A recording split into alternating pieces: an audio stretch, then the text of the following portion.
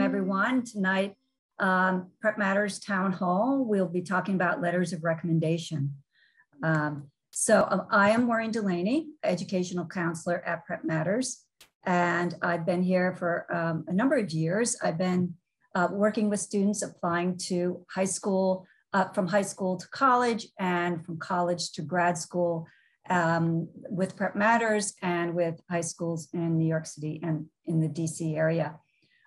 So welcome to our webinar. I'll introduce Maurice Jackson and let him talk a little bit about himself.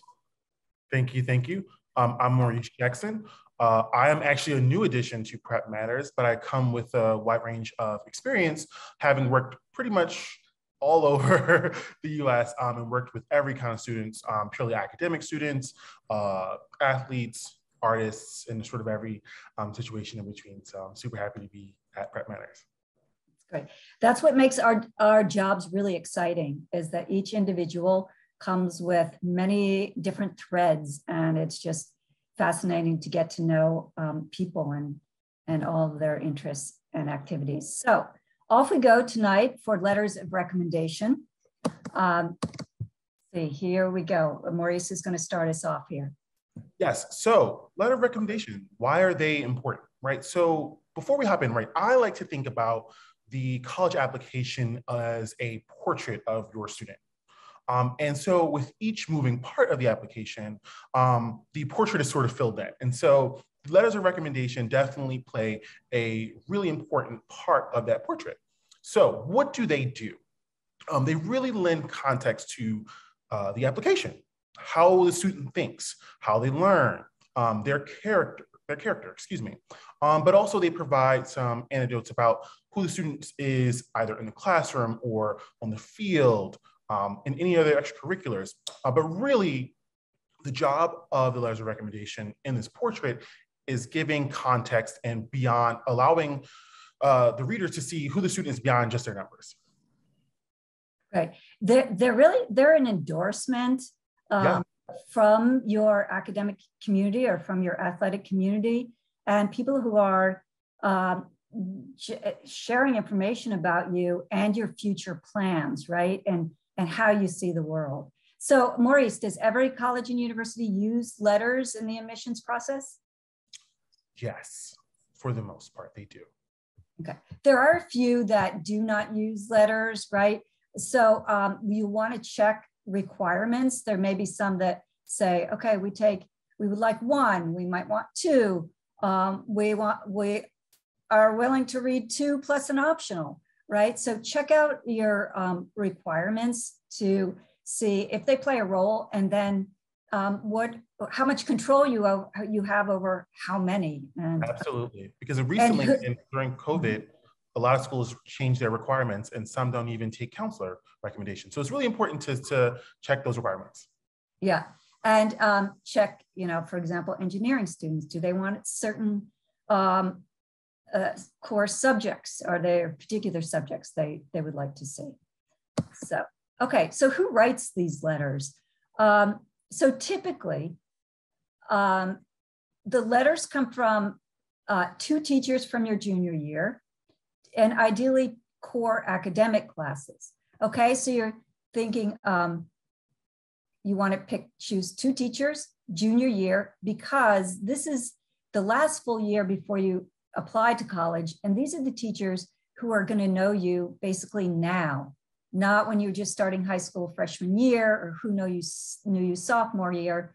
It's really about the most up-to-date information. Colleges want to know, we need the information so we can predict who might arrive on campus. So please, junior year, they ask. So usually to the core academics. So that's math, English, science, history, foreign language. So those teachers. Your counselor. So typically your guidance counselor writes a recommendation, or your college counselor will write a recommendation letter for you without you asking. It's sort of every counselor writes a letter, right? So that you have your two teachers, your counselor, and then there may be optional letters that you can send. So for example, your band teacher, theater teacher, your coach, Did you have an internship so that your internship supervisor can really speak to your interest in a subject area and how your degree of responsibility and work ethic, et cetera, right? Clergy, club, or organization sponsor, right? So that faculty member who's representing, who's helping out with your club at school, people that know you well. And rarely schools may ask for a peer recommendation, so asking a friend to speak on your behalf, right? And all of this is really just to understand who you are, your interests, and how you kind of have moved through high school. Okay, so who sends them? How do they get there? Okay, the school almost always is responsible for sending your two teacher recommendations and your counselor recommendation. This is included in what's called your high school report, which also includes your transcript and the school profile information on your high school. So these are usually communicated via Naviance or another electronic platform that works with college applications. It's what your high school uses, but you'll want to communicate with your high school and follow instructions carefully on how to secure meaning how to ask your teachers for the recommendations and what to do in order to make sure that they're sent to schools, right? Other ways to send teacher recommendations can be directly through the Common App. So you can, some schools say, listen, send an email straight to your English teacher and they'll upload the letter and send it on to the Common App, right? This is almost always the case for that other recommender because, for example, let's say your work supervisor from your summer internship, they're not going to be connected to your school Naviance. So you'll go to the Common App and you'll request an optional letter and they'll receive an email and can upload their letter and then send it on as part of your application through the Common App. So just note that that other recommender usually isn't sent through the school. Supervisors and other sort of extracurricular, meaning outside of school, letters can be sent, snail mail too. They can be emailed directly to the admissions office, but I would say ask a school directly. Where should we send it? Should we send it to, should I have my supervisor send it directly to the regional admissions rep or to the admissions general email? So that can happen. So those are the ways really that they are transported to the colleges. Okay, right, so yeah, who do you choose, Maurice? Yeah, so Maureen, you already said this part, but you're going to focus your attention on two of those academic core teachers. So math, history, science, English. The important part though, as you gear up to start thinking about your letters of recommendation, it's also important to think about your relationship. And the relationship that you have with a teacher may not be reflective of that A that you have. It could be a teacher that you have a B+ in their class, but you were able to form a really strong connection with that teacher. And so they know you really well. And so this teacher might be able to really tell who you are, speak to your character, your strengths, your growths in ways that other teachers might not. So really, as you think about who to choose, really go down the list of schools, that the list of teachers that you have, and really evaluate your relationship with them before thinking, well, I have an A in this class, A in that class, let's go with those. Great. So for sophomores that are watching, know this as you approach junior year, so you can think about those teachers where you want to, those teachers who you want to get to know better and develop, a stronger rapport with. Okay, so how do you ask your teachers? Here it is, spring of junior year, and what do you say, right? So the best thing is to meet with your teacher and do this in person, right? You don't want to just shoot them an email and say, hey, hi, can you write a letter for me? I'll be applying to colleges. They may want to know a little bit more information about your plan. Perhaps they want to know about what you're doing for the upcoming summer and talk to you a little bit about your college list, right? So you're going to ask two teachers if they'd be willing to write a letter on your behalf. And then perhaps meet with the teacher to talk about your college plan. Now, a lot of high schools ask students to fill out an activity list. Counselors will often ask students to fill out a brag sheet or a resume. And so your teachers, you might want to share that activity list with your teachers. A resume, again, your college plans, perhaps your college essay, right? And really be clear in your communication with them.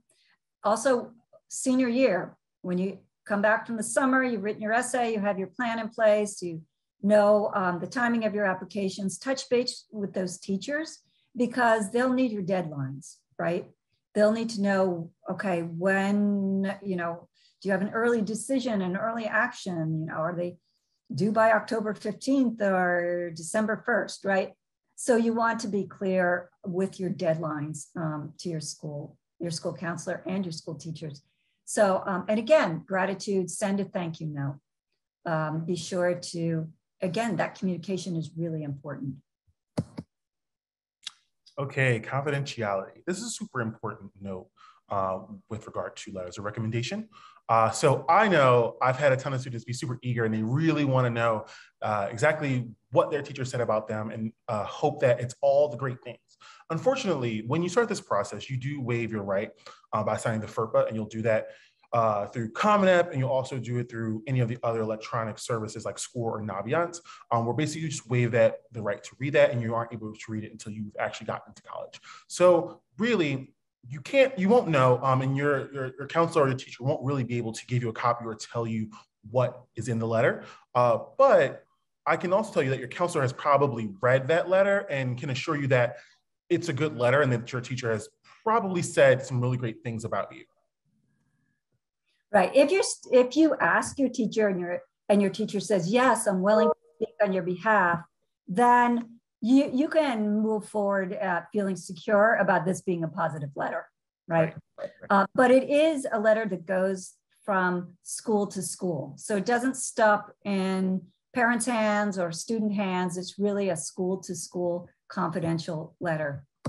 The schools really, colleges want high schools to be candid, and they really, this information can be very helpful to them. So what kinds of content are included and how is this helpful? Okay. Yeah. So again, curious about what's in the letter.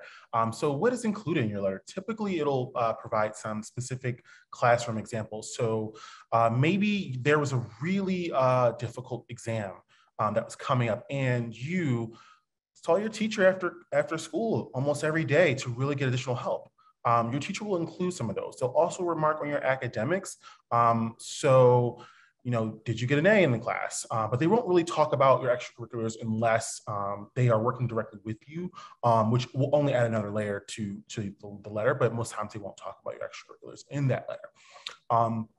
They'll also add some insight into how you handle challenge. So was there a really hard project and you really felt like maybe you just couldn't do it, or you couldn't think of a topic, or maybe the topic was too complex, but in the end, you overcame that challenge and produced a great piece of work? They'll talk about that too. Really, again, they're going to talk about who you are past your letter grade. So here we have some examples of excerpts from some letters, and I'll read one of them just to let everyone hear sort of what that context sounds like. So, in spite of having substantial roles in both plays last year, Dominic never asked for any extensions or gave any indication of struggle. He regularly solicits feedback and receives counsel with remarkable grace, genuinely wanting to improve his work and his understanding. So this is sort of how you should expect your letters to sound. Really, the person, your teacher, will be really sort of putting a spotlight on some of your best characteristics and moments where you've truly shined.